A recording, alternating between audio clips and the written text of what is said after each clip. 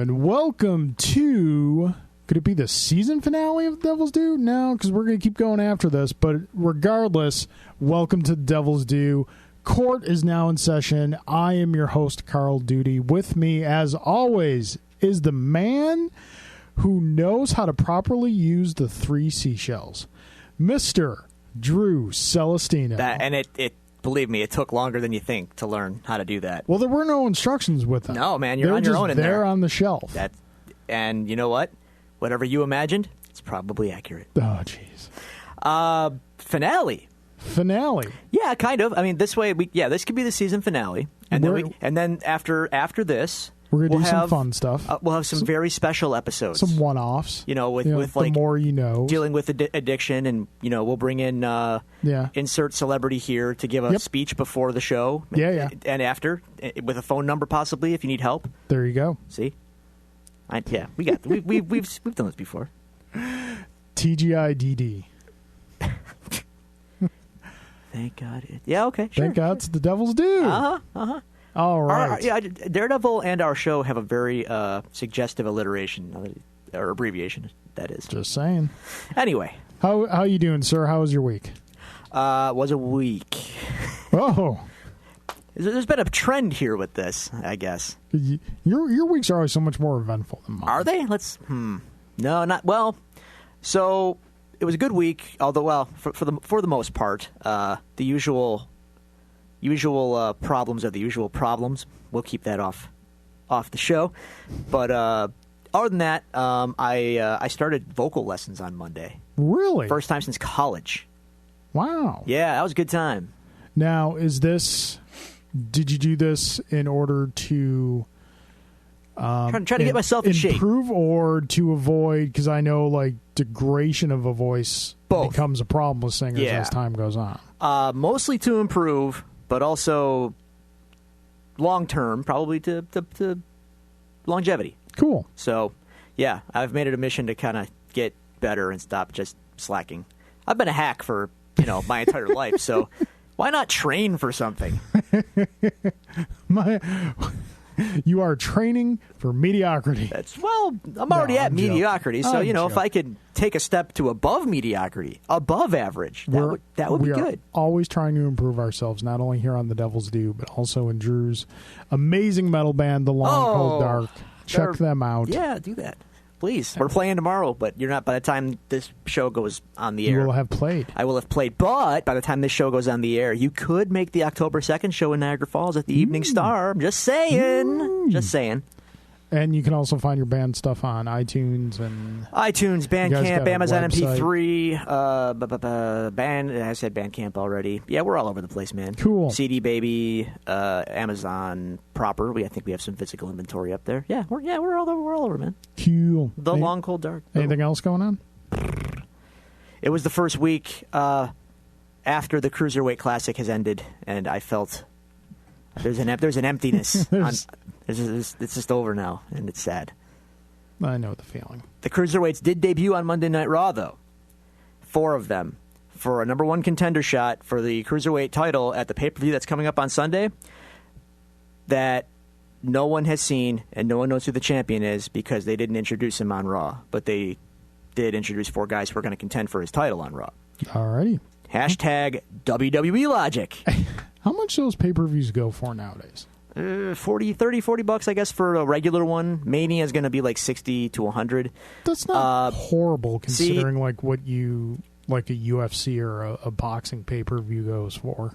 The beauty of the WWE is you can just pay $10 a month and get the network, and you get everything all at once. Oh, that's cool. Including all the original programming and all the old pay-per-views anytime you want them. So neat. It's not a perfect app, but it's a great app. So if you're into wrestling, it's pretty dope.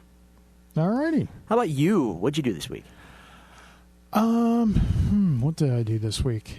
We should really prepare for this segment. No, I think the spontaneity adds to its charm, or lack thereof. I was going through, I was very happy with the new PlayStation operating system update. I did that too, yeah. Yep. And I did the folders, so I got all my games. Got a couple in myself. one folder and whatnot. And I was going through, putting the games in the folders. You know how, if you don't play something for X amount of time, it takes it off the cross media bar. And Is that how it works? Yeah, if you don't play it for like X amount of time, it'll take it off the cross media bar and put it into the library. Okay. So there were a bunch of games in there that I literally forgot I had because they were like PlayStation Plus games or like just like downloadable games. So I'm going through, I'm like, oh, Strider.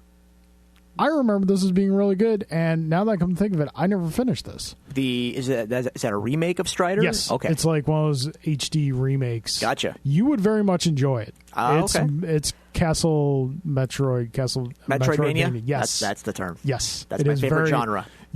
I think you would very much enjoy it, so you should go about picking up. All right. I saw a couple other games in there I'm probably going to tackle after that.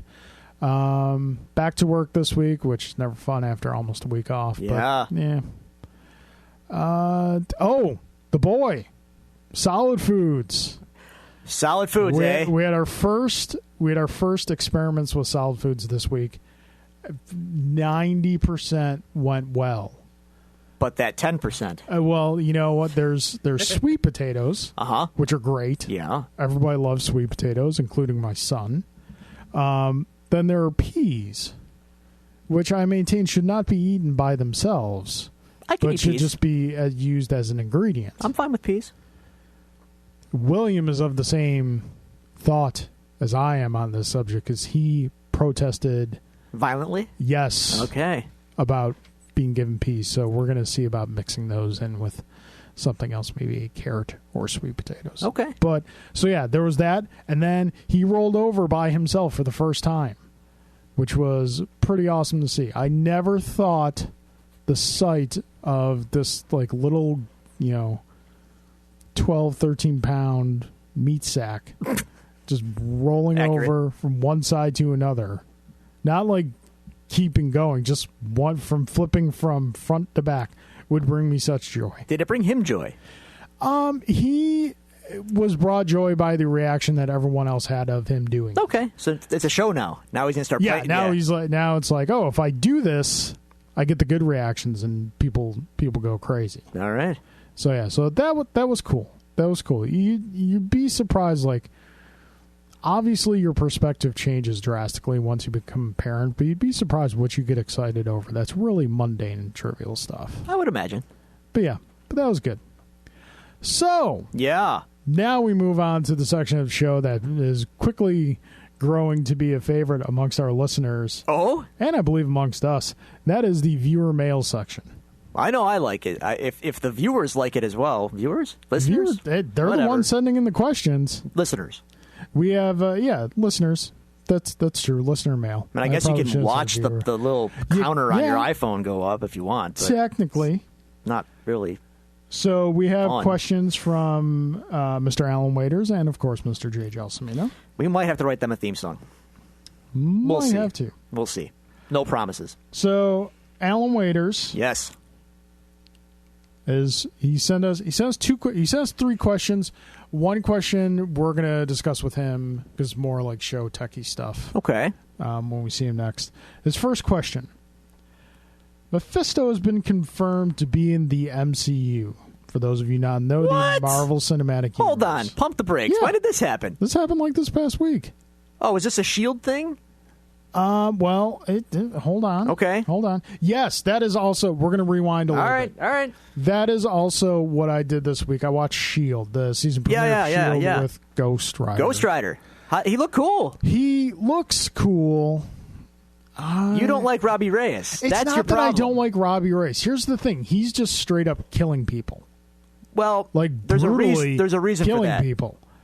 He's not the ghost. He's not the same. He doesn't have Ghost the pen Rider. and stare. No, his possession is not Johnny Blaze's and Dan Ketch's possession. It's different. You'll see. All right, trust me. Okay, I want my Johnny Blaze and my Dan Ketch. They might show up. I'm not crazy about the car. I love the car. Listen. I love cars. I love the car. I hate on the surface. I hated it too. Reading the book, it's fun. I like it. It looks cool. The visuals in the show itself were great. Like, he looked good. Okay. The car, the visual effects they did on the car looked great. I saw the clip of the tires on fire. Yeah. It looks dope. Yeah. So holding out. All right. It's not my Ghost Rider, but I'll give it a shot. Stick it out. Okay, so going back to questions. Alan Wader said Mephisto is confirmed to be in the Marvel Cinematic Universe. Do you think he will be in Agents of S.H.I.E.L.D., Doctor Strange, or Infinity War, and, of course, casting? Who would you like to see play Mephisto? Okay, so hang on. First off, where did this get confirmed? This was on, like, comic book resources. And they're not even reputable anymore. They're reputable. Not really. This is on, it was on all the normal. Did Kevin Feige confirm this? Yeah. Okay, so has he shown up already? No. But they're saying he's in. They're saying he's But going... he hasn't shown up yet. Right. So he's not in. He's hypothetically in. Listen, the guy who calls the shots on the Marvel Cinematic Universe has said Mephisto is going to show up. Oh, all right. If that's he's going to show up. Okay. Yeah. Well, it won't be on S.H.I.E.L.D. It won't. No, and even if it were on S.H.I.E.L.D., that doesn't really count. Does the Robbie Reyes Ghost Rider not have dealings with Mephisto? Not directly. Not in the series that they gave him that I read. No. Okay. And plus, Agents of S.H.I.E.L.D. is canon. Kinda? No, it's canon. It's canon if Marvel. If it's canon if Kevin Feige decides to give a crap about what they're doing on Agents of S.H.I.E.L.D., which he doesn't. It fills in the cracks between the films. That was the idea, but trust me, that in practice is the films could not care less about the show. That's and the show is at the beck and call of the films. So to me, yeah, kind of it works, but in practice, it's just a show, and that's all it is. Anyway, it's okay. Casting, I would say. Well, I'm sorry. He's going to show up in Doctor Strange, if anything, and then if not there, definitely Infinity War. Yeah, or Infinity Gauntlet, whatever you want to call it. He was like, he's there. He's bootlicker and Infinity Gauntlet. Casting, it's a little late now, unfortunately, but Tim Curry would have been pretty dope in the full legend devil getup for Mephisto. I think I got one better for you. Okay. Willem Dafoe. Sure. Go back to the... You don't even have to go back. Just get him now. No, I know. Would that be confusing for common folk who don't... Because he was in Spider-Man? Chris Evans was in Fantastic Four. True. You're not confused. No, I'm not, but I'm not most people. Sorry, most people, but... This is America we're talking about here. Okay. Superman, Batman, gonna fight Captain America. All right, here's Alan's next question. Difference. Okay, go on. This one you're going to have to tackle completely. This is a little niche-y. I hope all these guys listen to the show, but it's a little niche-y. Okay, I like niche. Drew. Yes. With Halloween coming soon. Yes. What superhero or supervillain cosplay costumes is best befitting the bros of Bro Day? Start with J. Gelsomino. J. Gelsomino should be, oh God, Shatterstar, just because of the hair. Yep. The unkempt mane coming out of the headgear would just be magical on Jay. There you go. Go on. Rapid fire. No, that was the question. Oh, that's it? Yeah. He's saying all the guys who go to your Bro Day thing. But he just named Jay. Anyone else? He said start with Jay. Oh, God, okay. Mike and Tim Book are both very tall gentlemen. Tough call. Due to them being brothers, they're not twin brothers, though. I was going to say the Mauler twins from Invincible, but... Tomax and Zaymont? Yeah, but they're a little big for that. And they're not twins. Who are some notoriously tall heroes? I think the only hero that's known for his height is Wolverine. Well, they can't do that. Crap. Well, actually, wait a minute. What about some of those Image guys? Like the format for the Image 90s team? So you want to go like Youngblood? Something like that, because the format was every 90s Image team had a guy with claws, a guy with a cybernetic arm, and then one big guy. That was like the rule. They all had to have that trifecta. Yeah. So they could be one of the big guys. I don't know who. All right. Badrock, maybe? Sure. One of them? Fine. Cool. Don't you mean Bedrock? OG.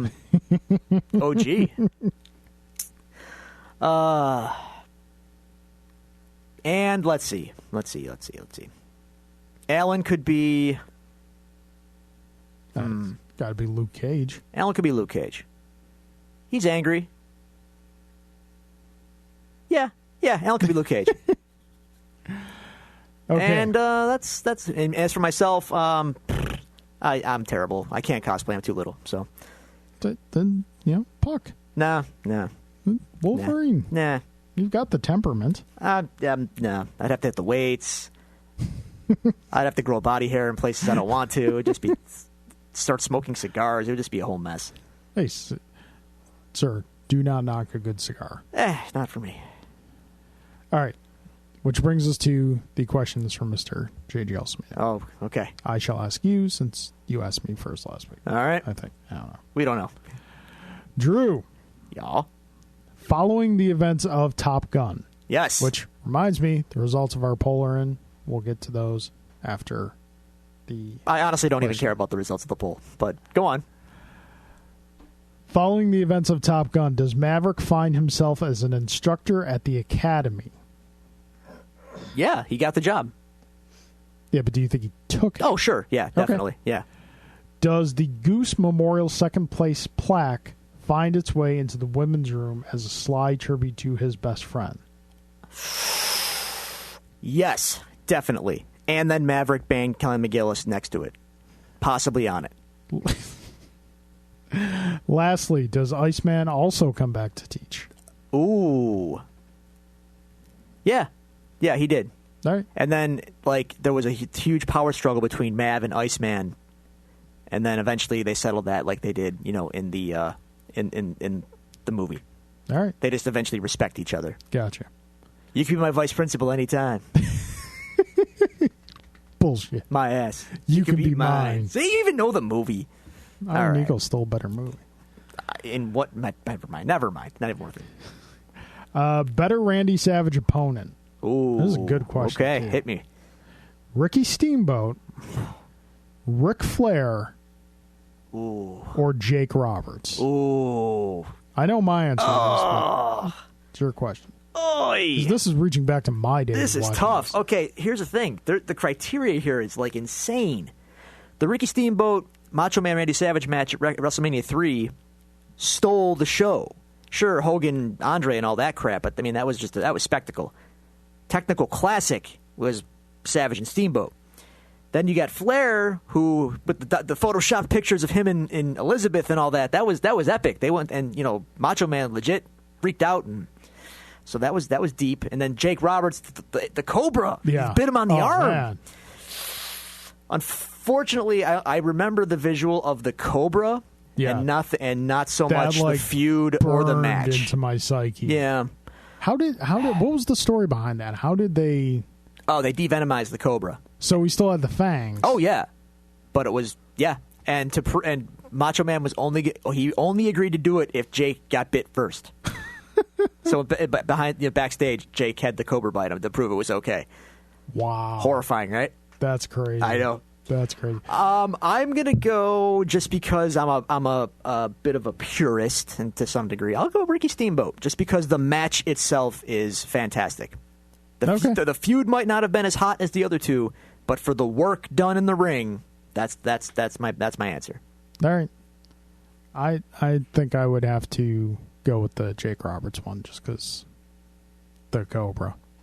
It's a hell of a visual. Yeah. I loved Ricky Steamboat when I was a kid. I wasn't as crazy about when we started dressing up in dragon No costume. one was. No, that was bad. That was really harsh. Thanks, Vince. Okay, time for my questions. Alrighty then. Carl, Yes.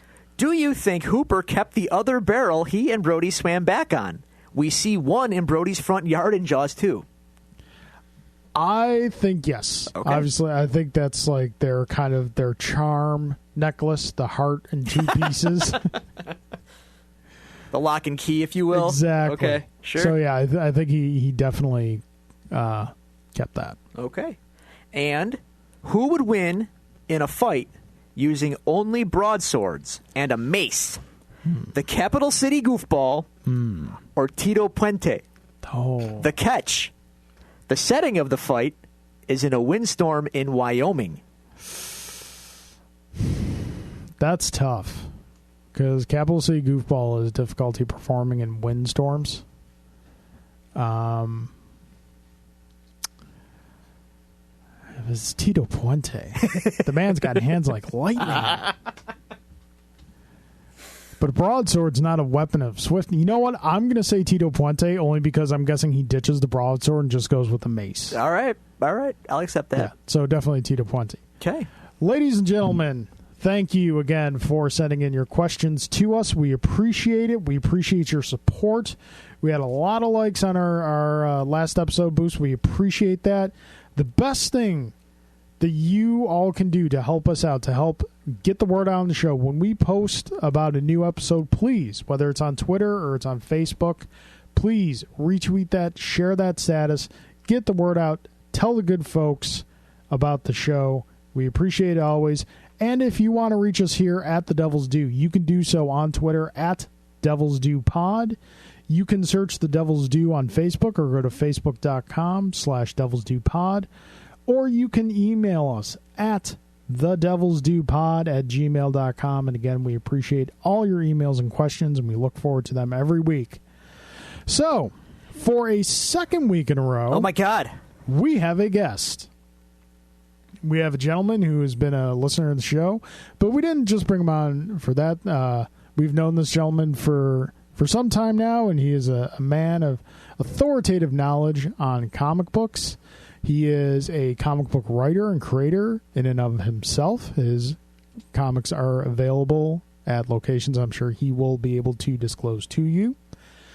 We welcome to the show Mr. Michael Hofford. Mike! Good evening, gentlemen. How you doing? I'm doing all right. It was very difficult to stay quiet that long. You guys did a really good job of tying that gag. I just finally got through it.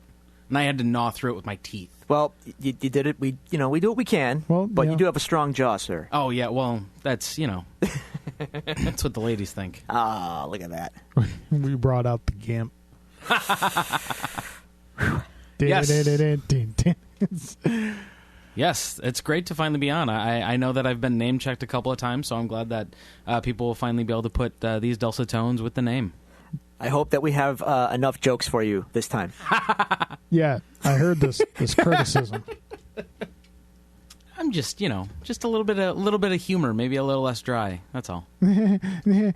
Shut up. That's a joke, see? Yeah, see, it's a joke. Laugh. It's Carl's idea of a joke. All right. Carl's idea of a joke. We're funny. We're jokey. We're quippy. Funny looking, maybe. Yeah, definitely that, for sure. Well, yeah. 1930 called. Wow. It doesn't want to talk to you. I don't get it. Well, it's fine. Everybody was depressed back then. That's a joke, see? That was the setup for the joke. Good joke. I like that joke. Okay, so Mike is here to help us break down the season finale of Daredevil. Mike, before we get into that, why don't you just give us some quick background of quick background of how you came into comics? Because we got a lot to talk about. Yes. Sure. How'd you get into comics? How'd you discover Daredevil?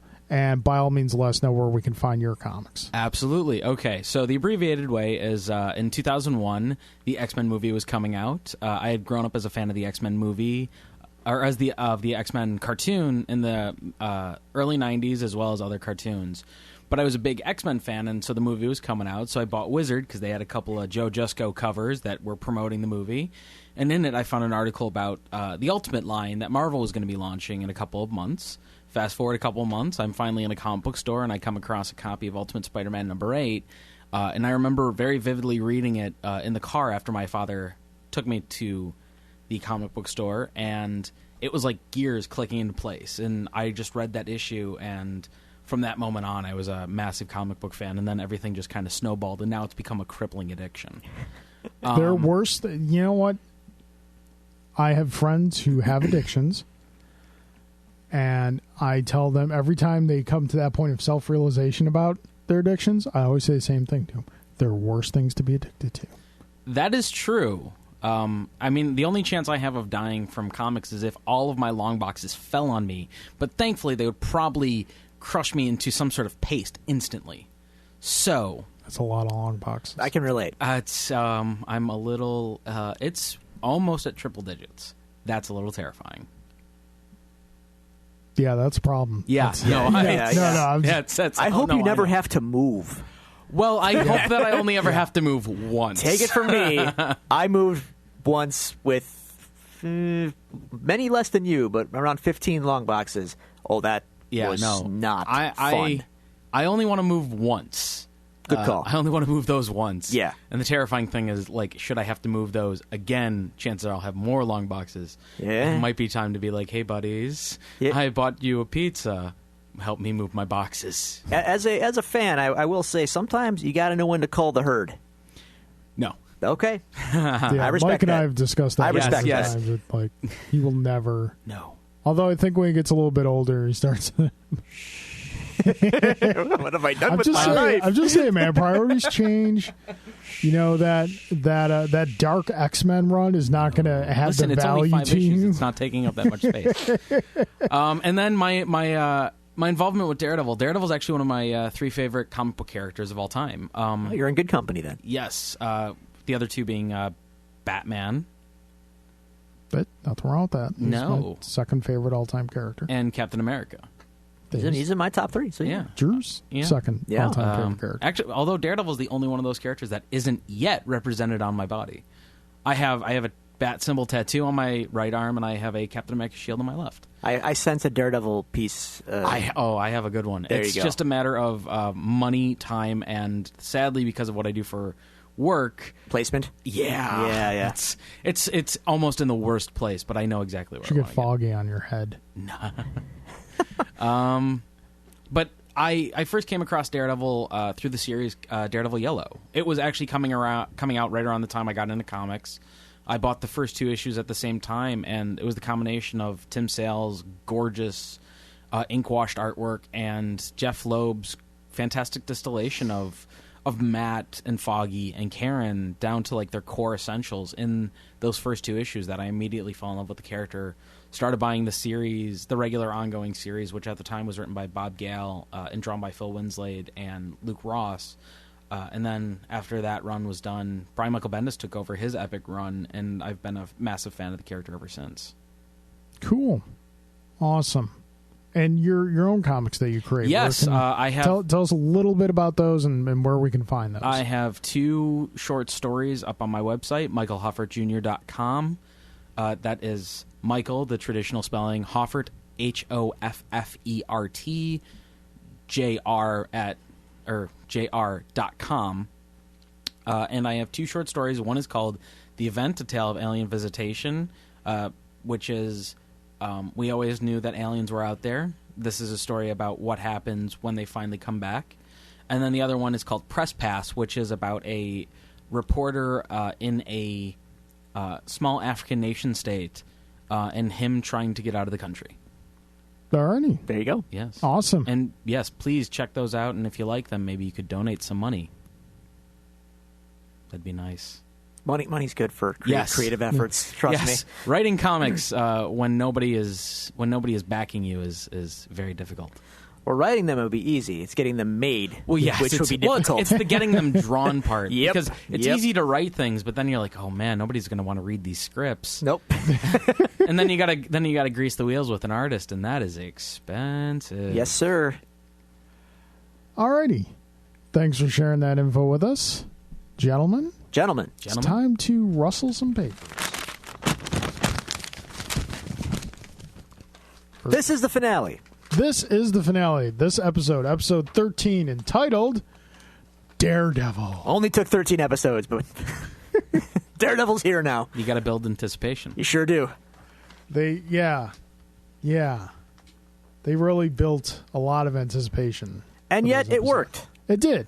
It really did. I think after we get through our traditional episode breakdown, we're going to discuss the season as a Yeah. whole and Yeah, I got thoughts. thoughts and impressions. All right, so we open up at Ben's funeral. No.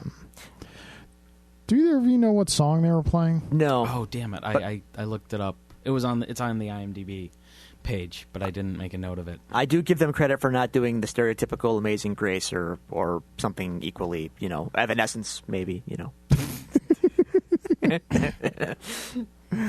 Hey, man, in 2003, that was awesome. Plenty of time to get into that in episodes to come. So, yeah. I have a note, though. Did you guys ever notice that anytime there's a funeral scene in a movie or a TV show, it's always cloudy and dreary, and eventually it does rain? That's called for dramatic effect. I know. I mean, nobody wants to see a funeral scene and then like it being like sunny with birds chirping. I would like to see a sunny, nice funeral Then it's like scene. a scene from It's Always Sunny in Philadelphia. That's fine. Comedies, funerals are often sunny. True. In Come on. fact, now that I'm thinking about it, Sometimes. No, most of the time. It's kind of overcast in Tommy Boy. Old school. What about what's his name from Hot Shots when he dies?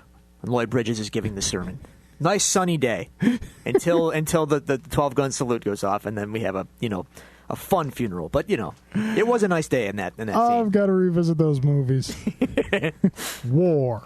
It's fantastic. That was in 2, and he was also in RoboCop. Yes, he was. Wait, did you say And he's Top also Gun George or Clooney's cousin. Hot Shots? Hot Shots, my friend. I thought I heard Top Gun. No? But that might have been just because Oh, I heard it yeah. before. I do love them both, so it's Yeah, no, possible. those are great I, movies. I put a survey out Yeah. in the field Yeah. on Twitter Yeah. of what our viewers felt the better movie was, Top Gun or Iron Eagle. Go on. We got a total of 7 votes, I was one of them. This pool is way too shallow, but go on. and Top Gun was the winner by Well, one then vote. it was just enough then. Okay, cool. Took that highway right to the danger zone. See? 7 people can't be wrong, Carl. But not all 7 of them voted for Top Gun. I know what I said. That one extra person can't be wrong. Right. Alrighty, so Are we talking about Daredevil? yeah, we're talking We're about back that. on Daredevil now. Okay. Little rabbit trails here and there. Sorry. Okay. All right, so we're at the funeral. Obviously, it's a very emotional scene, Oh, especially when you see Ben's wife. Yeah. This is a bad time for her to get coherent. Yeah. Oh, dude, Sorry. But I think that they was did, so mean. I think they did a great job of Just playing saying. that off. Like in any other thing, like she'd guilt Karen. Yeah. But in this, she allays Karen's guilt. Yeah. There was a good exchange that Karen finds out that as much as she may have felt the relationship was father-daughter, in some respects, that in a lot of ways, that's how Ben felt too. Yeah, some observations on that. Number one, a critique. She remarks that Ben was always talking about her, except we never saw that in the show. You don't So, need to. Strike one. But that's okay. And the other thing that is maybe of more note to us as fans of the comic, they have no kids. Sorry, Tim, That's fine. not showing up in the show. I'm fine with it. It's unnecessary. In this also, context, yes. I think I've only read one comic where he's shown up. He became the Hobgoblin. Tim Urich and the Hobgoblin? Yep. What the? Okay. Yeah, and I believe When did this happen? This happened last year or 2 years ago. Wow. All right. Yeah, he became the Hobgoblin. I believe he is the Hobgoblin to this day. Well, that's a bummer. Yeah. Not as bummer as the redesign of the suit was. Comics, everybody. They gave him wings. I don't know if you guys Yeah. talked about this, but did you guys talk about how the choice to kill Ben? Yes, Yes, we covered that yeah, last episode. week, yeah. We agree with it. We felt that ultimately it took the comic readers out of a safe place with characters. Yeah. Well, I think it also kind of belays they didn't know that they were going to be doing a season 2. The original plan of these was to do one season of each and lead into the Defenders, and then Daredevil was such a success, which is kind of something that you guys will probably touch on in season 2. But Karen kind of fills the Ben Urich role, in Right. in Yeah. story with the story purpose, which. I mean, as a fan, I would have preferred Ben alive because I liked the Me actor. too. I loved the actor they got to play him, and I loved. Oh, he was great. He was fantastic. But the show, it needed stakes. Yeah, and you needed to surprise the comic readers too. Yeah, totally. Suddenly you're off balance. You're like, oh my god, I can't believe they Exactly. killed Ben. Yep. Yep. What else could happen? Exactly. Now you get the sense that no one is safe. Yep. So, okay, we see that we've got a nice exchange between Karen and Ben's wife, And then we see that Matt is handling this like a good Catholic boy. I made that Glad note we too. all made the same note. He blames And himself. like a good Catholic boy. And That bad, huh? That bad. Yeah. Matt's guilt is at an all-time high.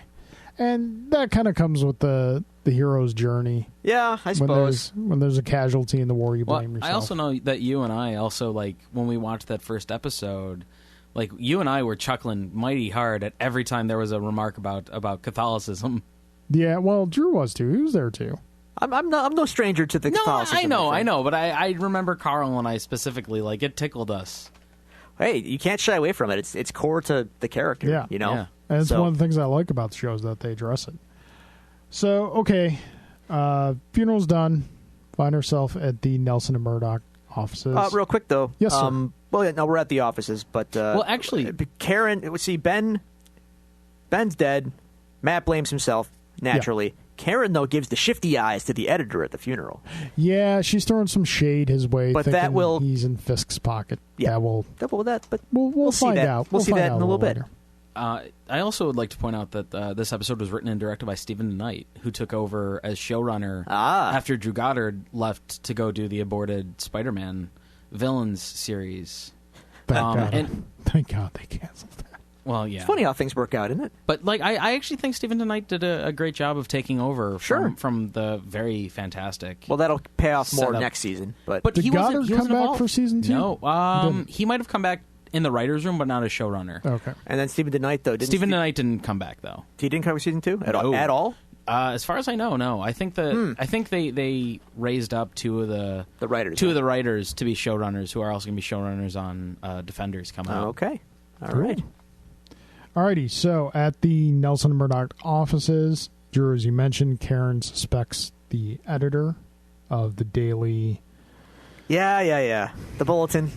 the Not Daily Bugle. Hey man, Ben's dead, so all bets are off here. It's the Bulletin now. They're both kind of questioning where's Foggy. He was noticeably absent from Ben's funeral. Karen is still clearly afraid of Fisk, and Matt is still determined to keep her safe. Yep. They're slowly building the Matt and Karen thing. Yeah, they're taking their time with it, which In fact, is okay. Yeah, I'd go so far as to say we haven't really noticed it much at all since Yeah, like it's been a couple episodes since they've really winked at it at all. I think just mainly because these characters haven't been in as much contact as they normally have Right. been prior to Matt getting his butt handed to him by Nobu. And prior to that, though, they had that one scene where Karen was thinking about Matt when Mrs. Cardenas was talking about Foggy, and it was kind of Yeah. like a wink, wink. Her mind is on one guy, Yeah, But yeah. since then, that has been it's been Yeah. more Matt and Claire, Yeah, which I'm all about, but I don't think it's going to happen. yeah. I mean, Matt will nail anything that moves. Oh yeah, We've established that. Matt is that gets around. yes. I believe I sang the song like a record, baby. Yeah, Oh, please don't. he doesn't always, Bad thoughts. he doesn't always lead himself with his cane as much as he does his stick. Uh-huh. See what I did there? I see it. Oh dear lord. All right, Matt doesn't, but I do. So not a lot really happening in this scene other than that. So I think we're safe to move on unless you gentlemen. No. I actually, just because this is obviously the first time I've been on, I just want to say that Charlie Cox is awesome as Matt Murdock. Well, yeah. You guys can have said it for a while. I just wanted to add in my 2 cents. No, that's fine. I think the casting as a whole is Yeah. strong. It's one of Marvel's best assets, I think, is their casting. Absolutely. They do a And great job. I think their Netflix shows, on the whole, continue that. Yeah, Like, there's totally. there's not a weak link in any of the shows. Some people argue Foggy's weak. Which I is- enjoy him. I disagree. Yeah, I disagree. Curtis Hanson is great. I think he's great too, but Fulton some people... Reed all the way, man. See, I know. Some people think, though, that he's a little weak. But that's also, like, he plays Foggy. I know. I know. Like, But- all of the idiosyncrasies that you could say are weak parts of him as an actor, like, I would say, like, no, that's Foggy Nelson. Yeah, more or less. Anyway. Yeah. All right. Should've been. Moving Charlie along. Cox is awesome. Yeah. Yes, he is. We're a fan of the Cox. At the Fisk's apartment, Go on. we see a very quick scene here in Fisk's apartment. Vanessa is there recuperating. She's insisting on staying with Wilson. She doesn't want to go. Yeah. and they're discussing the figures that Wesley was working with, setting aside for her the funds for her to live abroad as things were happening. Yep. Cut to Fisk and Leland. Big scene here. Yeah. Big okay. scene. I have a lot of... a lot happens, but there's a little, again, things that I've been thinking about all along now that are coming into play. This is So a great scene. Leland's playing it cool. You know, you own the block, you own the neighborhood, you can do whatever you want on your property. You won. Yay. You got to make up the heroin, but hey, otherwise, you beat everybody. Go team Fisk. And Fisk says, yeah, great, but, you know, I got some financial matters we got to talk some about. numbers that are out of place. Yeah. And at that point, Leland knows the gig is up. Well, he tries to play it off. He tries, and but he's like, it's a shell not game. bad at it. he's not bad, but he can't Fisk control is too his... far ahead of him. He can't control the jittering hand or the cold sweat that he's in. Yeah, shaking hands sink ships. Like, Leland, did you pee a little there just now? Although there is, I don't remember if this is the first time that you hear it, but he does make an interesting comment. Well, it might, Okay. it might be what I'm thinking of. Maybe. But he confesses, Yeah. and at that point I figured, okay, he's just going to roll over and accept his fate. Oh, no. No. So, yeah, me and Gao, we've been working against you, but she's in the wind. I don't know where she is. But don't try messing with me. I've got Hoffman stashed away. He will rat on you in a heartbeat if I don't call every 24 hours to my boys. I've got half your money. See ya! Hoffman, not Hoffert. That's correct. Leland, you sly dog you. Yeah, Leland shows some balls that he has been reluctant to display. I think perhaps he has forgotten about a certain car door. Well, yeah, there is that. Well, also remember, he wasn't there for the car door. He That's just very heard about it. But he heard word of Yeah. it though, and he also mentions, maybe this is what you're going to say. He mentions his son again. He has mentioned it before, and I have brought it up. And the only reason I do bring it up because this Owlsley that we see in this show isn't quite the owl as we know him in the comics. No so Wolverine I'm hair, no wondering, claws. right? So I'm wondering, does his son, maybe Easter egg, could be, I don't know, come back in a future season as the owl proper, Or maybe in Defenders. or Defenders, or whatever? But yeah, just. I'm thinking the villain in the Defenders is probably going to be Fisk with the hand. Little tag team. Yeah. That'd be interesting. Okay. But they could also throw the owl. Yeah, Leland I mean, they could. I really, I mean, son in. Marvel's like 90% done pretty good on their outfit designs, superhero outfit designs. They have a good batting average. I'm curious what your 10% is. I'd have to think Or is about it just margin of error? Just not only just margin of error, but just like little things here and there. Like I think you could do the wings on Cap's I think helmet, they do. I think they do like a good enough job. actual wings coming out of the helmet. Cap's colors can be a little bit brighter. I think they tried that in the Avengers and they got scared because they derped the mask, which is a shame because I actually think the Cap's outfit in Avengers was fine except for the goofy mask they gave him. Yeah, But what are you gonna do? Yeah, I definitely hope if they bring in the owl proper as we know him from the comics that there's a little revamping done to his look. 'Cause we posted a picture sure of the they owl will. on the comics. It's a little on our goofy. page. I'm sure And they it's will. I mean, just that's- give 'em it's basically like you mashed up Wolverine with Phantom of the Opera. Give him a green overcoat and I'm happy. How about that? Yeah, green overcoat okay. and some sort of claw mechanism. Yes, that's all we need. Okay, so my note here is don't tase me, bro. Not only don't tase me, bro, but don't tase him in the ear. Like, You hit me in the freaking ear. yeah, I was gonna say it's like Fight Club. Like, you hit me in the ear. And again, and I said this before when Matt accosted him in the parking ramp. Leland, buddy, in your line of work, get a gun, dude. Like, Exactly. Get a friggin' gun. Well, he's not used to being his own muscle.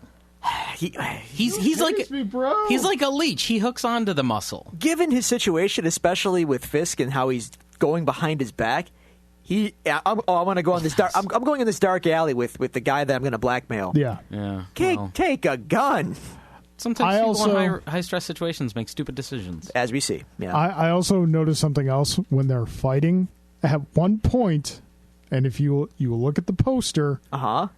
the gentleman in the face paint and the bath towel to point out we are at Monte Carlo Studios here this week. We're not in Drew's Cobra Island Studios. And I have a Street Fighter poster hanging up. At one point, Fisk gives Owlsley a torpedo. It's like a Honda torpedo. He just straight up dives at him. I would have marked hard if he gave him the 100-hand slap, but and then gives him the bath shaft. towel. Yeah, because don't you remember his original? It's like a robe, but that he wraps into. Well, his stage is a waist. bathhouse, which isn't weird at all. So it's a bath robe that he wraps around. Gotcha. Okay. His waist. Gotcha. E Honda. I didn't realize that. Looks I right. thought it was just some kind of ceremonial thing, but it's okay. No. So Fisk is fighting Owlsley. Don't interrupt me from talking about Street Fighter. Them street fighting words. Or something. Okay, so Fisk kills Owlsley. Yeah. Gives him the an- shaft. throws him down an elevator shaft. It doesn't seem to be. Am I the only one that didn't notice that the elevator didn't seem to be so far down that the fall would have He been was an old fatal? man. Okay, Tell you all what, right. we'll go find a shaft. We'll throw you down. We'll throw Also, you down there. we don't know how he Experiment. landed. He could have landed on his neck. Okay, all right. Yeah. All right, so Fisk kills Owlsley, then gives the order to comb the city, locate Hoffman, and put a bullet in him. Yep. Fisk is getting ornery, as we will see later on. He's a caged rat. It's time to. Yeah. Yeah. All loose ends have to be tied up. It's time to settle family business. Exactly. If you will. Exactly.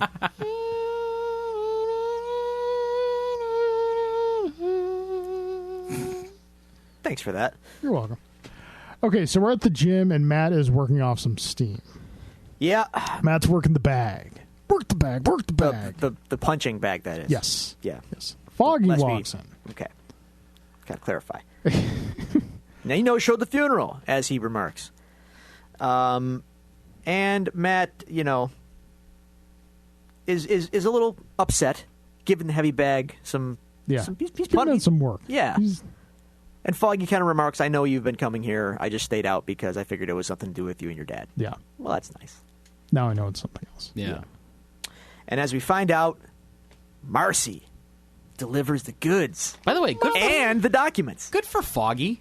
Yes, we are yes. definitely good. Good for you. Attaboy, Fog. Attaboy. We're happy for Fogg. Yeah. Listen, I haven't been here. Thought you listened to the show. do. You said but we I- weren't funny. I thought you listened to the show.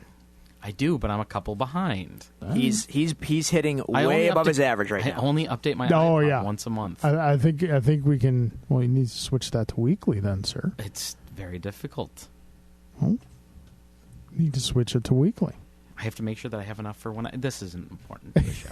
I just work here, so So yeah, Foggy still wants to use the law to take down Fisk. yes. Do we think Foggy's being a little naive here at this point?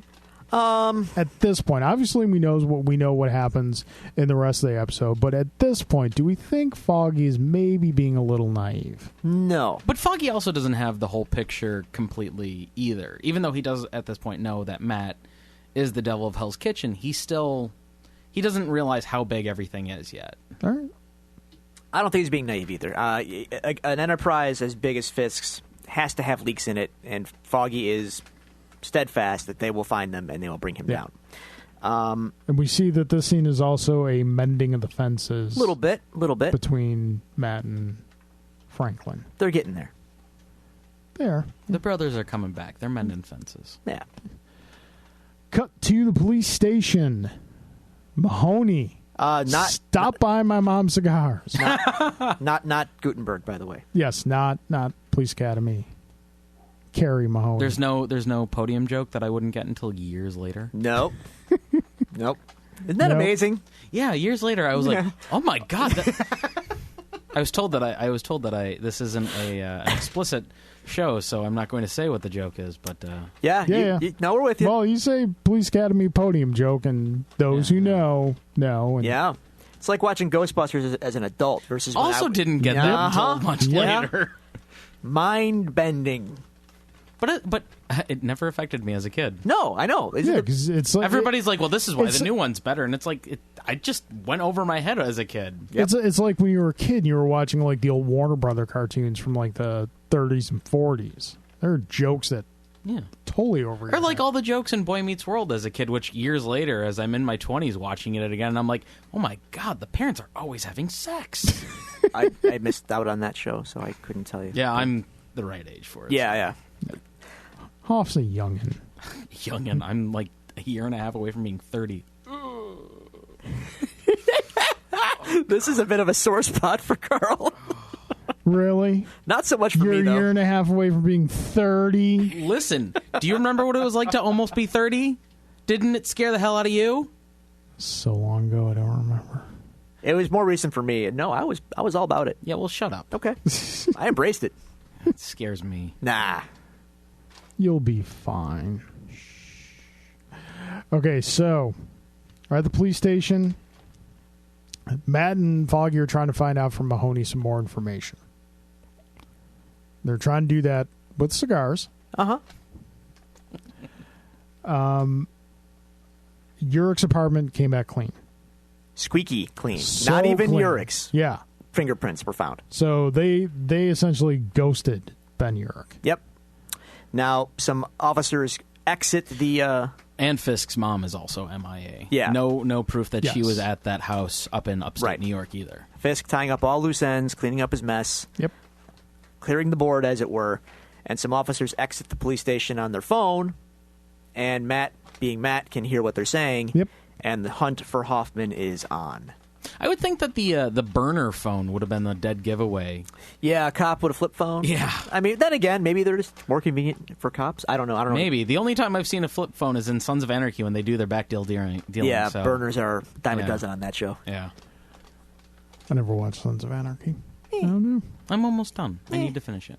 I Okay. need, my goal is to hit that before Luke Cage starts. Alrighty. Don't go out of your way, but if you have time, Gotcha. I got 6 episodes left. ride it out at this I was a point. fan of the show. Yeah. Anyways, so so Matt overhears. Yeah, Matt overhears and he tells Foggy he's going to do some stuff. some stiff. Jumpy, flippy, kicky stuff.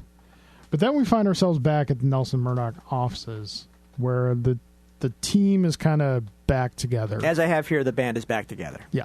And everyone's chummy again. And they're doing detective work. Yeah. Yeah, they're doing detective work. And it's not what I like what the actors did here is that, yes, they're back together and yes, everyone's chummy again, but it's clearly not like it was before. Right. There's no going home again exactly. The but performances here show that there's still some strain going on, and they're working towards moving forward and rebuilding what they once had. Right. And you also get a unified sense on the idea of the devil in Hell's Kitchen. Like Foggy is no longer against him. Well, he knows Yeah. who he is now. Well, no, but this is the first time that you've had the three of them together, and Karen has always been gung-ho because he saved Karen. Right.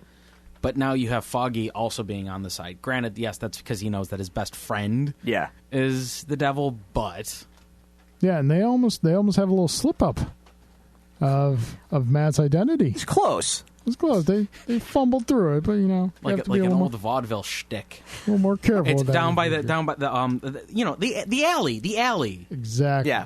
The one.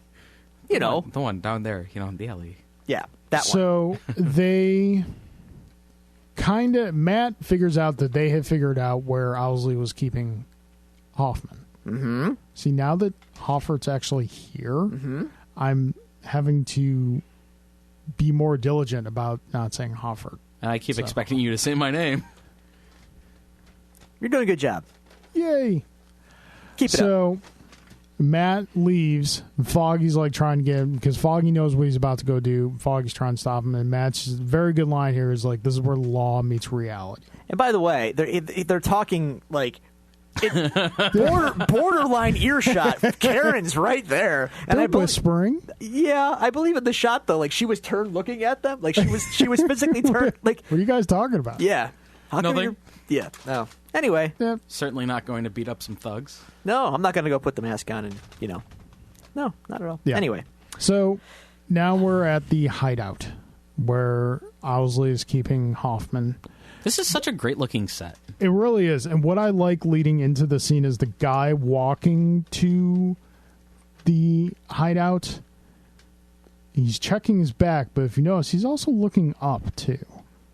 So and it's just cool that, like, you know, use your words. Criminals are starting. Shut up. Criminals are starting to understand that Matt is out there. Well, if we know anything about criminals, it's that they're a superstitious and cowardly lot. Yes. They scheme and scam, and they always get caught. Nice Batman Beyond pull. Thank you. Anyway, I also like that it's very much like you don't get that they're on edge. Like, this has become the norm for these guys. Yeah. So the guys just bring them, their subs. And I should then the Fisk's hit squad rolls in. Well, yeah. Actually, correction, not his hit squad, the cops, and they kill everybody. They go about cleaning out the room very quickly. Yeah. And efficiently. Yeah, like those guys with the machine guns that were up on the balcony. Those guys were worthless. They got gunned. The cops took those guys out in like a second. Anyway, everyone's dead except Hoffman. Yep. And the cop goes up to Hoffman, puts the gun to his face. Hoffman closes his eyes. And then Matt shows up. And we have a little save time. I'm guessing save time on shooting, save some money budget. You're like, we need the rest of the money for the rest of this trick episode. Of cinematography where you hear the sound of the fight, but you just see Hoffman's face, eyes closed. He does a fantastic job of flinching at every single gunshot because he doesn't know if any of those are going to be the one that clips him. Yeah. I should point out, though, that I think it's very effective as well. Absolutely. That way, I don't know, it sells Matt as a total badass. It's the Jaws theory where where the idea the mind of what fills you're in the blanks. Yeah, what you're not seeing, it helps to build a stronger sense of tension. Yeah. And by just using sound effects and just focusing in tight on that actor and his face covered in blood as he flinches every time a gun goes off, and you only catch that last flip as Matt knocks out that last guy. It's fantastic. Yeah. So Matt tells Hoffman he's got two choices. Well, no, he's got one choice. He's got one choice. Turn yourself in or you're done. And if he runs, he's going to kick his ass. Yeah. And then Hoffman goes to the police station, turns himself into Mahoney. I had a little bit of a not a problem with it, but I was just like, really? Because he walks all the way into the desk, and his face is still covered in blood. Nobody looks at him and is like, dude, what the hell? No, you see some cops looking at him. But nobody stops him. No, your point's valid. And he gets up to Mahoney at the desk, and no cop was like, dude, you're covered in blood. Did something happen? Because I'm guessing this isn't like Our Town's police station. I mean, like the play Our Town, not literally Our Town that we're in here, where it's like you walk in the door and there's the desk instantaneously. I'm sure he's probably had to go through some. Well, you even see the long hallway. Yeah, no, I get it. It's a valid point. Now we come to a great scene where it's very reminiscent of The Godfather. Reminiscent? A little bit. I wrote The Godfather scene. The only difference is people aren't getting whacked. People aren't getting whacked, and there's no cross cuts with You know what? You could almost make the argument that it's more like the Goodfellas scene where everybody gets arrested. Yeah. Yes, more like that. Yeah, it's like that. It was very Scorsese. That's okay. I also have the note, run, Turk! Yeah. Poor Turk. Man, he can't. Well, poor Turk. He was smuggling women at the beginning of the season. I know, but we like him anyway. He's a lovable bad guy. I can't explain why. He just is. And apparently he's a bad guy with some clout, because there was 15 dudes chasing Turk. Well, the legend of Turk. Turk says he killed the Batman. All right. Turk says a lot of things. I got a soft spot for Turk. I can't help it. Yeah. That might just be you as a comic fan. It is, because he does get a little... He gets his moment in the comics there for a little while. Turk is kind of a super scumbag in the show. Yeah. Like I said, he starts the show smuggling women. I know, but maybe he learned his lesson. He moves on from that. I'm going to say no. We're going to have to agree with Mike on that. What? I'm not saying we don't like Turk any less. I'm just saying Is it questionable to our characters that we like Turk as much as we do? Possibly. Probably. I don't know. He's got charm. I can't explain it. He's a lovable loser. Listen. I'm with you, but I understand his point. Oh, I like Turk in the comics as well, but in the show I was like, ooh, that's very skeevy. So all the King's men fall. We see in this very well shot scene that it was not the editor. No. At the Not Daily Bugle.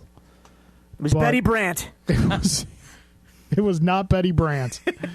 It was the Betsy Brant, whatever. No, it was Betty. Caldwell. It was the receptionist. Yeah. Who was on Fisk's take, and once again, 8 FBI agents in tactical suits. Hey, man. Need to take down. When the sting hits, it hits hard. Okay, I'm just saying. By the way, the guy playing the editor at Not Daily Planet, that guy's fantastic. Not Paul Giamatti. Yeah, he's great. Yeah, playing not J. Jonah Jameson. Not Paul Giamatti. I don't think he's that Paul Giamatti. He's got a little I could Paul see Giamatti. a little bit of it. A little bit. Anyways, that guy was great. I was like, what's that guy? He gets much better in the second season. So glad he's in the second I love season. character actors like that. Oh, he's That guy's great. fantastic. Yeah. So we see the Marcy safe. Thank God. Thank God for fog. Anyway. And we're the musical montage ends, the opera montage, the Godfather tage, if you will. And they're closing in on Fisk. Yes, they're closing on Fisk. Fisk wants to leave, but he knows that he knows he's getting taken. Strangely romantic, this scene. Yeah. Which kind of sums up that whole Fisk-Vanessa relationship. Okay, maybe you can chime in on something, because this entire season, Drew and I, as you may have heard from the 3 episodes we listened to, Drew and I have been differing on the type of person Vanessa is. Yeah. Drew has thought that Vanessa has been working Fisk from the get-go. Yes. I don't think that way. Yeah, I don't think so. Boom goes I don't the duty think might. so. Oh, she's working him. The duty might. Now, I'm not saying that she knew that he was a crime boss and she knew that she could, maybe at worm her way up. Not at the beginning, but she sensed a guy that she could play, and she let it happen. Maybe at the beginning, but as the series goes on, as the season goes on, I don't think so. And I think that's epitomized as the later scene. She very easily could have walked away, but she's become a part of this man's life. And I'm not saying she doesn't care for She him. would have cut and run when any of this stuff that could potentially bite her in the ass started happening, and she doesn't. No, because she likes the power. I don't think that's it though, because you're seeing Fisk losing his power at this moment, and she stays by his side. I think she genuinely loves him, whether or not it started out that way. She even says, I've been with rich and powerful people. What makes you any different? And Fisk kind of proves himself to her in a weird way. It's also part of the humanizing of Fisk, which I think is one of the strengths of the show. As comic book fans, we all kind of have this perception of Wilson Fisk, the Kingpin, as this uber powerful, almost uber villain, and you don't think about him as kind of being this oddly human, weird man-child who becomes obsessed with this love, this first time that he's actually known a genuine love in his life. And it's interesting to watch that build throughout the course of the it's all series. very well done. I just think Vanessa is not quite as genuine as she lets on. I don't think so. I think she knows what she's doing. She knows she's playing him. I think she knows what she's doing, but I don't think she's playing him. Okay. Also, I think that she's seen enough to realize that if she was, she would be screwed. I don't think she cares. No, I mean, she would be, cut up into bags and put all around the city. Maybe, but... she has no illusions as to what kind of man he is. No, she doesn't. I think she's very okay with it. Oh, she's okay with it, she benefits. But I don't think she's playing him either. Okay. All right. So, Fisk knows the FBI shows up at this point. They're taking Fisk as they are taking him. He gives her a ring, more or less proposing. I was going to do this later. Big old rock. Well, yeah. Actually, I was thinking about that. Do you think that that's an allusion to the classic Kingpin drawing where he has the cane? pipstick with the Nah. big old diamond on it? Nah. That's a reach. Yeah. Nah. It kind of struck me later on in the episode when you see it, and I was like, that is a big ass diamond. And But I the was like, Canes was bigger. Yeah, the Canes but was like- But at the same time, in the world of the television show, maybe as a slight allusion to it, Yeah. Rings are rings. It's a diamond. that's Kingpin, he can afford that's he can fair. afford a big rock for her. I was just. It I'm was gonna, just a I'm gonna thought. have to agree with Drew. I think you're a little bit reaching there. It was just a thought. Your heart's in the right place, though. So we're back at the Nelson and Murdoch offices. Everybody's celebrating. Wilson Yeah. Fisk has gone down. They raise a glass to Elena and Ben. They're drinking, Yep. and Kingpin's en route to jail. Yeah. But- Let's talk about this scene. This Okay. scene is great. This scene is the culmination of his journey throughout this entire season. Yeah. This is the point where Wilson Fisk realizes who he is completely. This is, as I have noted, this is the Jules in the diner scene. Yeah. Yeah. Oh, I can see that. He That's relays a really Bible good- story where he then ponders what it actually means and his place in the story. He relays the story of the great. Good Samaritan, Yep. and all this time he thought he was the Good Samaritan, but he realized now, no, I am the ill intent. I am the ill intent. This scene is this is the best Fisk scene in the season. I am the tyranny of evil men. There you go. Yes. And the performance is just incredible. I also think this scene serves as kind of serves two purposes. Like it serves as kind of like the culmination of Fisk's arc, but I also think it serves as like him slyly telling those two guards, like, You're boned, guys. well, Yeah. you're boned or you can help me. Maybe. I didn't pick up on that so much. Because I think he knows what's coming. Oh, of course he does. And I think that the whole purpose of that is for him to make those guards realize just how effing powerful he is. well, the one guard is already on the take, isn't he? You know, I was going to raise that question I later don't on. think do he we, is. Do we think he was on take, or do we think he made a decision at that point, I think he made a knowing what decision. was going on? I don't know, man. That's a hell of a decision to kill a fellow FBI agent. I know it's the heat of the moment, but that's pretty I think serious. it's one of those things you can kind of look at either Yeah. way. All right. You can take either way. well, that's but- also kind of why I thought that might be the reason why he gives this whole speech. Well, one of the reasons why he gives this whole speech. Yeah. You know. Could be. So, So, as I note here, so we knew that Fisk had the cops in his pocket. yeah. His frigging army attacks. He's got guys with tactical suits. Yeah, like. Although they can't hit a damn Bro. thing. Oh, yeah. Can we give those guys some tactical suits, bro? Scott Snyder. Listen, Scott. Zack Snyder. Sorry. They both There's screwed no up Batman there's no in a lot of ways. exceptional explanation. Zach, listen. Bro. Zach, Tactical. listen, the Batman suit in and of itself is tactical, Zach. You don't need to have a tactical suit. But, bro, it's got sunglasses, bro. Wait, I just thought that they just put him in a Night Owl suit from Watchmen. We talked about this. Yeah. And as I remarked to Carl, do you think he even knows that he's ripping his own stuff off? No. That's what I said. I know. He has no idea. He's an idiot. So yeah, Fisk's tactical SWAT, his own SWAT team shows up and just mows down the cops. Oh, my God. Like 40 cops died. Yeah, well, the one cop wasn't very smart standing up. No, the one tactical Fisk guy wasn't very smart because he stood up on the roof of a car with a shotgun. Yeah. Might as well, I like to wear think that neon guy had a signs vest and on. shoot here. But yeah, they quickly take down the police escort and free Fisk. And as we mentioned earlier, the one SWAT officer, there are two SWAT officers in with Fisk in the truck, and the one shoots the other one, says, let's Well, the other get one you was out of looking here, the sir. other way. Yeah. You know what? You say that they take him down quickly, but at the same time, I'm like, okay, there's like 10 guys with machine guns, and there's like, what, 4 cops? More than that. It no. takes them a while, though. Like, considering how the way they were moving, I was just like, shouldn't they have been done sooner? I don't I know. don't know. There was It more than 4 cops. It was just a thought I had. I was just like, It was, shouldn't yeah, these it guys was be like a better four-armed trained? escort. It was 4 cars, 2 cops a car. There's at least 8 Yeah. cops. Yeah. And also, is it me? Is it just me? I know this is. You guys would probably agree because you're the bat folk around here. Is it hard to? You okay there? Yeah, no, I'm fine. Okay. Be careful. Sending Jerrigan a little too I got back extraneous. in- This show isn't insured, so you know. We're not liable for any damage you sustain. Is it hard to imagine any scene, like any kind of like prison break scene now, without thinking about The Dark Knight? No, but that's because I've seen Heat.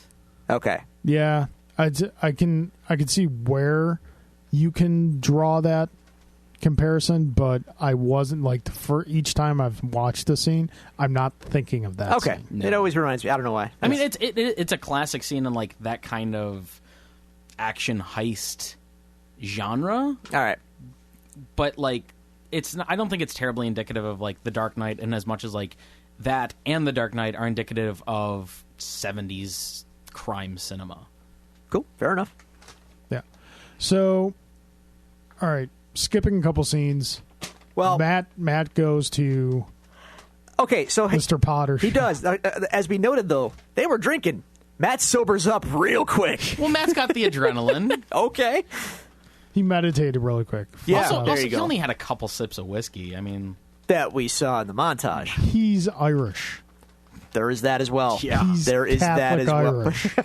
Sir. take about what 3-4 bottles of Jameson before you'd be like, all right, I'm kind of. It's not just the feeling this. suit. His nose is rosy red. So yeah, Matt goes to Mr. Potter. Mr. Potter. As I have here in capital letters. Stilts. Stilts. Yeah. We discussed in length Still Man, the last episode. Also, the Saw blueprints. Yes. So many fun things in Melvin's little shop. I always love going there. I think at this point the production was like, what can we throw in? Yeah. That's like just really way out there. I Still jokingly refer to Melvin or Yeah, it's Melvin Potter. Melvin Potter's shop as the Easter basket. Little bit. That's There's nice. so many eggs in it. Okay, so Matt, we get to the moment that the season's been leading to. Matt gets the suit. We don't see it yet, though. This is We don't see kind it of a yet. Pulp Fiction-y moment too. Yeah, the briefcase. If it glowed. If it glowed, yeah.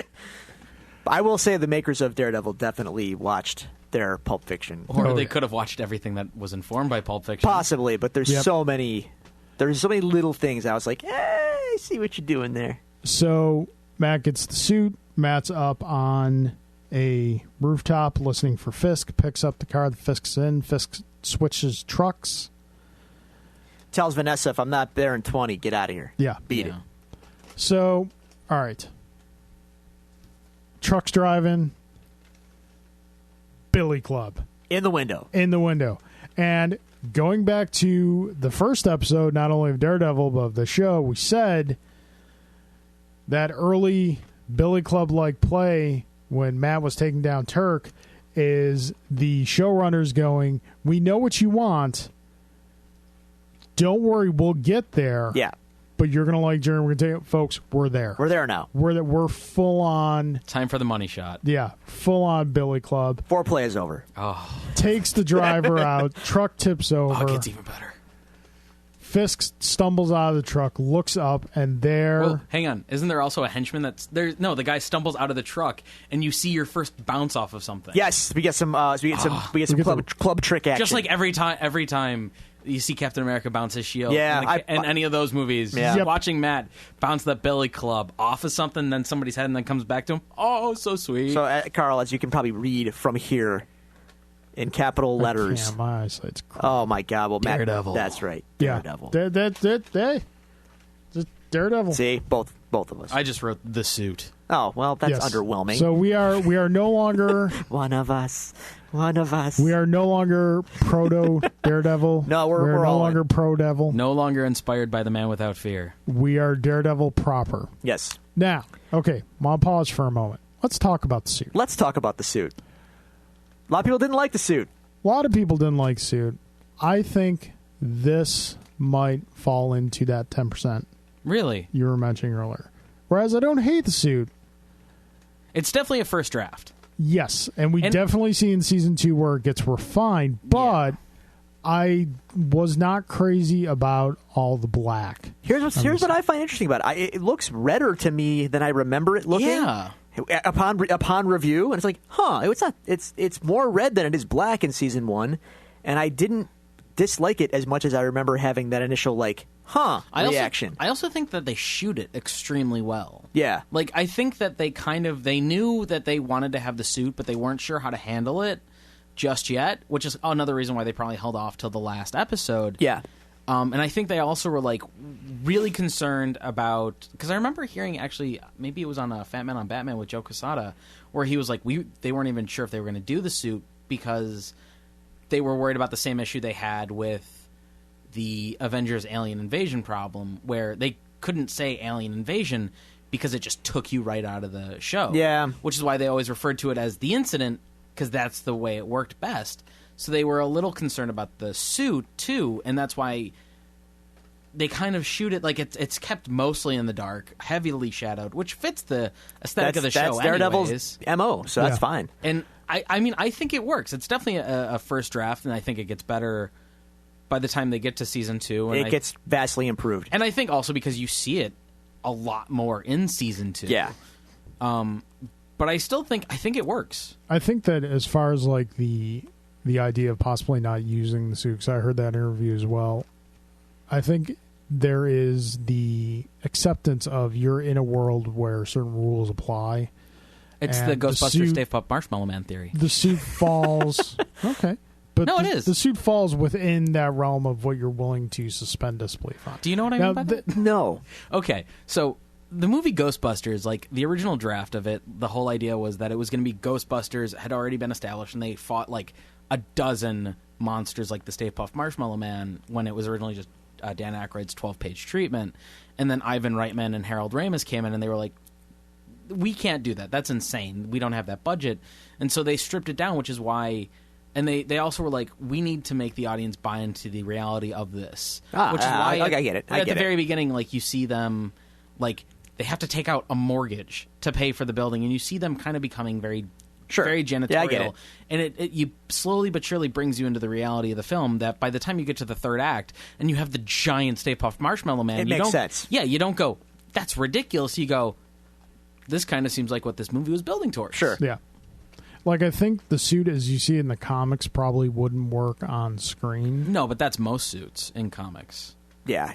Let's face facts. In the comics, he's nude and red with horns. Yeah. I mean, that's most comic book character suits, historically. It's changing now, obviously, as the movies are giving the general audience a different depiction, so people are used to seeing that depiction. Yeah. But, you know... It wouldn't. You can't have him out there in a leotard. No. No, I get you. I mean, you know, otherwise you're watching the trial in the Incredible Hulk, which we might do. We will get to. So no, I'm fine with the suit. My only quibbles with it, to be honest with you, upon review, are the same ones that bothered me originally, and that is it seems to fit poorly in the neck area. So it just looked odd.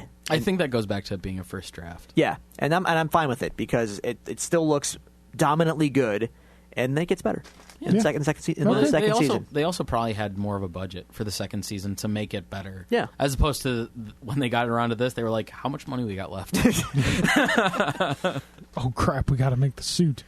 What if we have an episode where they just talk? Yep. You can always tell when a TV show is gonna do a big heavy episode because the episode before is usually a lot slower. A talkie? Yeah, well, like Game of Thrones this past season. I don't watch it. I couldn't tell you. Oh God! I know. Sorry, man. Well, the people listening that do watch Game of Thrones know exactly what I'm talking about. I Because haven't watched it yet. That last episode, clearly they were saving their money. I haven't watched I'm it not yet. telling you anything aside from the fact that it has a hella amazing last episode. All right. Good Lord. Fine. I'm just saying I haven't watched it yet. I haven't watched it, and I probably won't. So Okay, so jumping back into the scene, Fisk takes off running. Well, he And tries. There's something that I enjoy about a criminal running from a vigilante. And just running in fear. Well, you know why they run in fear. Why is that, Mike? Because they're a superstitious and cowardly lot. A superstitious, cowardly lot. They scheme and scam, but they always get caught. Yep.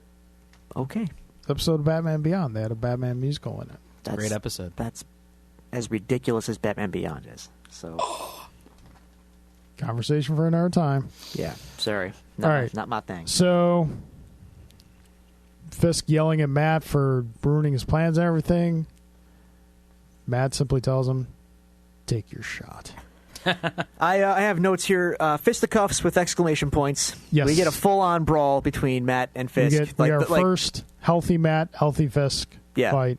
And also, Fisk is really strong, and he's really pissed. Yeah, we get a good old-fashioned Gorilla Monsoon, Gorilla Slam. Yeah. I really liked that you kind of saw their different fighting styles, if you can call it that. Where, like, Matt's a bruiser. He's got, like, boxer technique. Sure.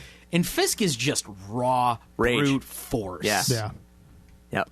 So they're both definitely... There's, like, a little bit of finesse in Matt's fighting style, but this is a street fight. Yep. Yeah. This is, in the pure sense, this is a street fight. Now, I don't know how big Vincent D'Onofrio really is in real life, but I noticed in this episode, especially, like when he's in the escape scene, when he's walking away to the truck, and then in this fight scene, he's huge. Yeah. He looks big. I think... He looks very tall and very, very, very imposing. I think it's shot that way. Okay. Because I don't know how tall he really is, but he looks if you big. Look at if you look at the scene earlier, he's about the same height as Leland Owlsley. Okay. Well, he carries much bigger. Well, and also, I'm sure they also shot it that way, so that when you do get to that fight, you do get a sense. Also, like, Charlie Cox is... He's not that tall. I believe he's actually about Howard Cadmus's height.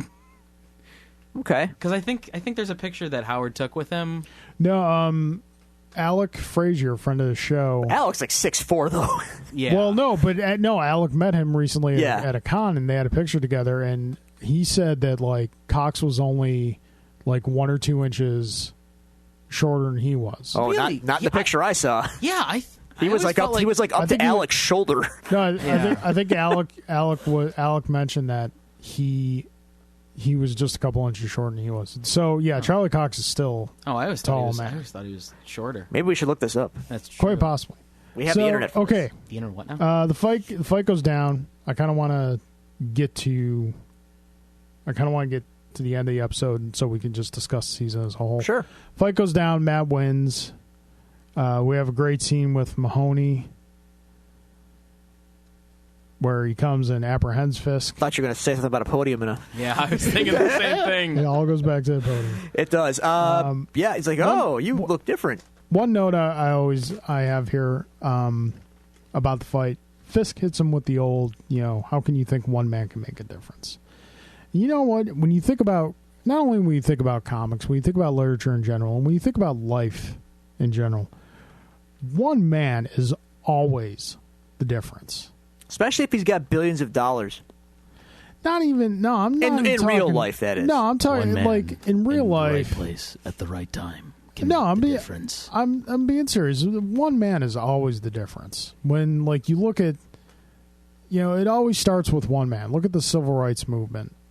Starting with, I know it didn't start with Martin Luther King, but he's someone that you think of when you think of civil rights. He's a key figure of it. Yeah. Obviously in comics, he became the leader of it. Obviously in comics, you see, a lot of times where one man makes a difference. So that was just my thought coming from this. Well, it's also definitely a literary trope. Sure. Yeah.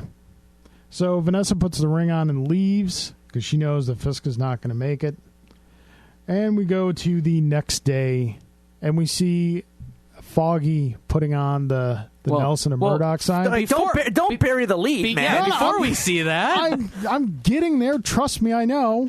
I'm getting there. Because I marked out hard, real hard. That's a fist bump right there. Damn right. And Drew, what did you mark out hard about? Capital letters in my notes. Maleev, Alex Maleev artwork on the front page of the paper in the show of the Not Daily Bugle. Yeah, the Not Daily Bugle, which is a variant of a very famous cover that he did of Daredevil. It is the cover. It is the cover, but they did change the suit to be more like the show suit. Did they?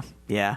I checked. Okay. I know. I mean, maybe it was just my brain going, I know that cover. I know. Because I was like, oh, is it the same one? Then I looked later, like, no, it's not. But it's still cool because they used it anyway. That is awesome. Alex Maleev's my favorite artist. I'm not sure if you know that or not, but he's like my top tier.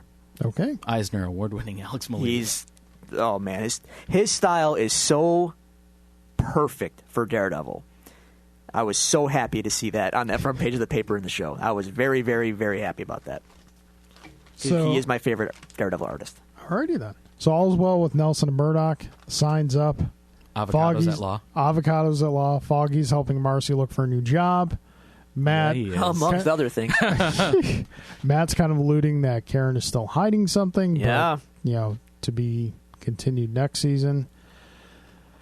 Fisk we see in jail, and he's confronted by a familiar sight, which is a blankish wall rabbit in the snowstorm. Yeah, I thought that was. I don't think I caught that the first time I'd watched it. Oh, but I did. This like the way the brick wall transforms into the rabbit in the snowstorm painting that from earlier in the season. Cyclical. Yeah, It's like poetry. It rhymes. Stop. And then the episode ends with Matt on the rooftop, fully accepting his role as Daredevil. Matt's going to work. And he does hero jump. gonna go kick Off some the roof. ass. Hero jump. Like the Clubs out and everything. Yep. Which brings us to the end Credits. of this episode and the end of this season. That's Daredevil season 1. First season of Daredevil, first season of a Marvel Netflix show. Yeah. First season of what will eventually become a Netflix juggernaut. Yes. As they're just like, hey, what other Marvel characters can we do a television show? What off else you of? got? Yeah, Well, they originally said it was going to be Daredevil, Luke Cage, Iron Fist, Daredevil, Jessica Jones, Luke Cage, Iron Then Fist, Defenders. and then Defenders. But like after this, they were like, what else you got? Yeah. Well, Now- I think the expectation was they were just going to get through those 4 and then Defenders and then question marks. Yeah. When Daredevil hit, Up until Stranger Things, it It was was the like- biggest success Netflix had had. but like for no original one, programming. none of us even considered like season 2. I had no Well, we had no idea what it was going to Yeah. be like. right, and upon completion, it's like there has to be a season 2, Yeah. and the public agreed. Like people flipped out, Yeah. Yeah. rightfully so. It's not necessarily a fair comparison just because they have so much more runway to work with. When you hold Daredevil up to the Marvel Cinematic Universe, Yeah. how do you fit it in? How do you compare it? What are your thoughts on Wow, comparison on that's it? big. Me personally, it's.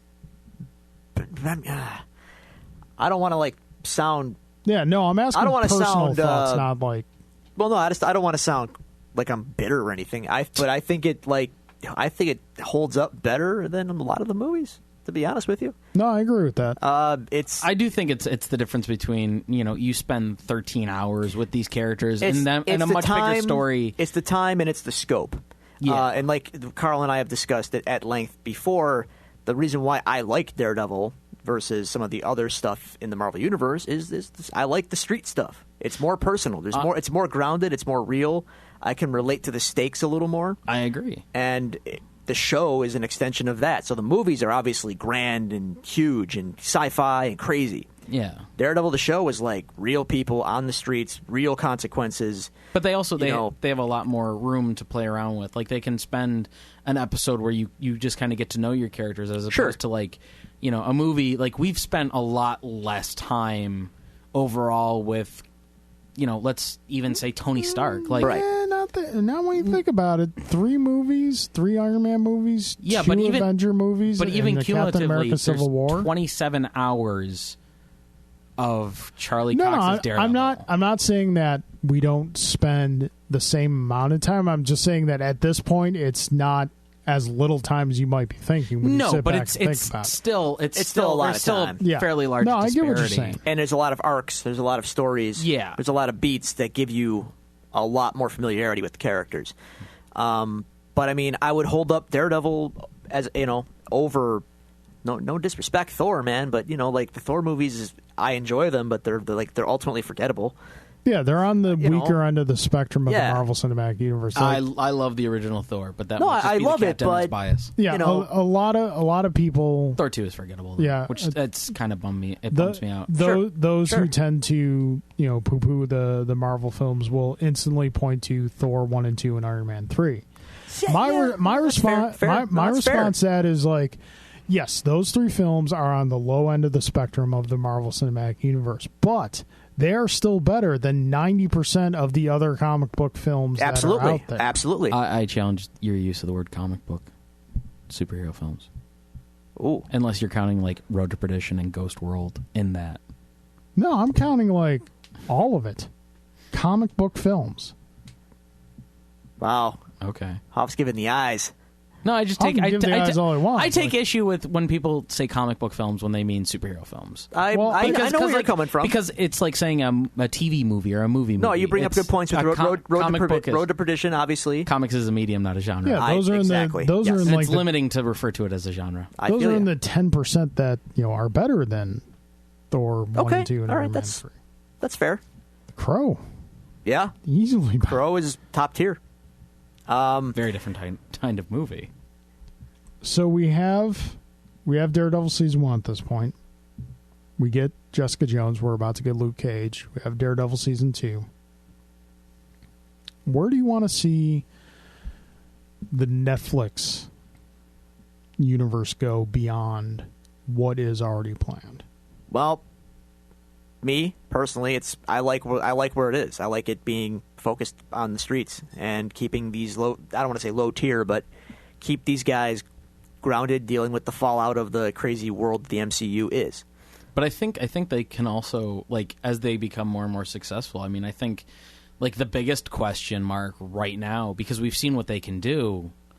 The biggest question mark is Iron Fist. Because Iron Fist's scope is significantly larger than Daredevil. It is. Because, like, you have the whole Kunlun mythology to Iron deal with Fist there. himself is a street-level character, but his mythology is is much... Yeah. Yeah. I mean, like, even, like, Jessica Jones and Luke Cage are kind of, like... After Daredevil, like, they're kind of, like... They're easy layups in terms of, like, you're not dealing with these massive, epic stories. You know, I mean, Jessica Jones was a very personal story about dealing with the effect that Kilgrave, the Purple Man, had on her, and we're going to see, Luke Cage basically kicking ass in Harlem, as opposed to, like, hey, my father was a rich dude who decided to take my family to China to find a hidden mystical city. Like, and now that's kind of different from it's the rest much of different. them. And I had to fight a dragon. Yeah, to harness its chi. I had to bury my fist into a dragon's heart. And now I fight in this tournament of the 7 lands of Kunlun. They might not go that far. If they did, though, I'm on the record saying that if they're doing Iron Fist and they're going to go to Kunlun, if Fat Cobra doesn't show up, I'm going to be mad. That'd be a shame. But at the same time, like, they also could be like, we're going to do a more street-centric Danny Rand story, and then eventually get to something bigger. I would hope. Obviously, it's going to be a street-centric story to just build it up to Defenders. Yeah. But, like, after that, if there is a season 2 of Iron Fist, like, all bets are off. Sure. I like the idea of, keeping with the street-centric characters. Like, I think if Moon Knight, like, doing a mentally unstable superhero, like a superhero that has split personalities, and if you get the right creative team on that, I think that could be a really fascinating show. Could be. That's going to be hard to sell an audience on, though. Will it? I mean, like, it's kind of like I remember the poster for Guardians of the Galaxy. And what did the poster for Guardians of the Galaxy say? No, it was like Iron Man, the Incredible Hulk, Captain America, the Avengers, Guardians of the Galaxy. You're welcome. Once you get the audience, once you get their faith in you, they'll buy into a talking raccoon and a giant tree. I think if you get the audience to accept the Hand, you get them to accept Kunlun. Oh, it's not a matter of acceptance. Yeah, I think they'll be okay with Moon Knight. I had one wish for the Netflix series that I'm not going to get now. That was simply a Ghost Rider series. Well, you could still get a Ghost Rider series because because Ghost Rider is in Agents of S.H.I.E.L.D. Not Ghost Rider. Ghost Rider is, it's all Ghost Rider. But in any case, sure, you can say that all you want. I will. Marvel's calling him Ghost Rider, so that's good enough for me. Yeah. Sorry, you're going to take one of the most visually interesting characters, a flaming skull on a motorcycle, and put him in a muscle car. Whatever. Hands after my own heart. I'm just saying. Hey, I'm fine with it. There's room for both. Legacy heroes, man. I thought we liked those things. Anyway, apparently, it could happen. And I say that because allegedly there's rumors that the Punisher is going to show up on Agents of S.H.I.E.L.D. Yes, I saw that. He would Really? He Yeah. would fit. I don't know. It It's a would make little, sense. it's a little violent for Agents of S.H.I.E.L.D., but Well, they Well, wouldn't obviously show they're the gonna- violence. Tone him down a bit. But again, I'm like iffy. The continuity of all these things is so spotty, though, so I don't know how I feel about it. But I guess I'll take what But I you've can been a get. comic book fan for how long? Like, continuity is always spotty, and you make your own where you Yeah, can't. yeah. Well, Marvel clearly makes their own as well, because, like I said, TV and movie. There's they nothing don't- wrong with that, man. No, it's fine, but That's part of the fun. It's the no prize thing. Like, even when Stan Lee was scripting all of those comics back in the '60s after Jack Kirby and Steve Ditko had already drawn them, he was making mistakes left and right. It's the mixed messages, though. It's Marvel. You know, the Peter MCU Porter. telling you it's the MCU telling you that it all matters and it all counts and it's all connected.